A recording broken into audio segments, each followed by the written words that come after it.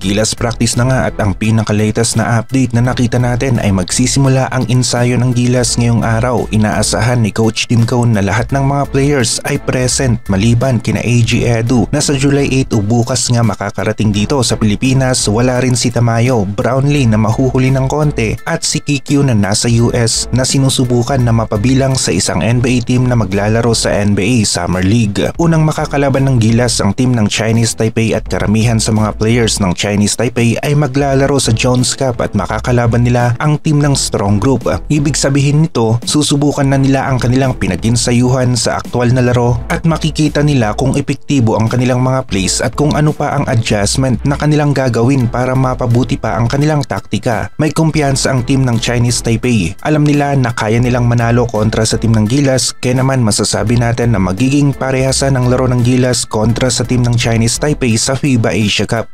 Mahirap ma-predict kung sino ang mananalo. Dalawa ang solid players ng Chinese Taipei o yung talagang nagdadala sa kanilang team at ito ay sina Albakir Gadjaga at Gilbak na siya namang pinakapundasyon ng Chinese Taipei National Basketball Team at kung nawala o nagka-injury naman ang kahit isa sa mga players na ito ay madidihado ng husto ang Chinese Taipei kontra sa team ng Gilas. Naging local ng Chinese Taipei si Albakir Gadjaga dahil sa pasado ito sa rules ng FIBA sa exemption at nakategorize na ito bilang local player ng Chinese Taipei. Robert Gilbak ang 7-footer na naturalized player ng Chinese Taipei ang pinaka-main player nila sa loob ng paint at kung magawa na nga ni na AG Edu at Junmar na talunin ang player na ito sa loob ng paint ay tataas ang chance natin na manalo kontra sa team ng Chinese Taipei. Nadihado ng konti sina AG Edu at Junmar noong third window ng qualifiers kontra sa 7-footer ng Chinese Taipei na ito at nakapag-ambag siya ng puntos sa crucial na oras ng laro sa fourth quarter na kung saan halos dikit ang score at papaubos na ang oras na siya namang nakatulong para makuha ng Chinese Taipei ang panalo kontra sa Gilas team. Kay Soto aabot naman sa trip ng Gilas sa Jeddah, kasali siya sa Gilas na pupunta sa FIBA Asia Cup pero nasabi na nga ni Coach Tim Cone na hindi siya maglalaro. Kasali si Kai para mag-cheer sa Gilas team at mag-obserba na rin sa laro ng ating national basketball team para hindi ito nahuhuli sa sistema at galawan ng ating Gilas national basketball team. Isang magandang laban ang magaganap sa pagitan ng Gilas at Chinese Taipei. Re-resback ang Gilas sa kanilang mabigat